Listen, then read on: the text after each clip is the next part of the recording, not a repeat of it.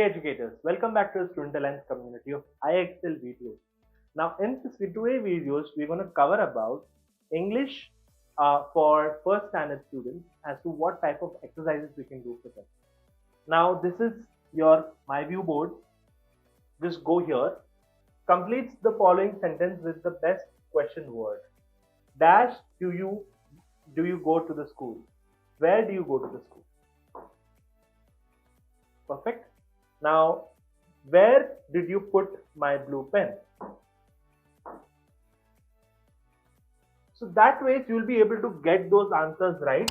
And at any point of time, if you want to see the curriculum, you can see the curriculum alignments just by clicking here, and you will get all of the answers for the same.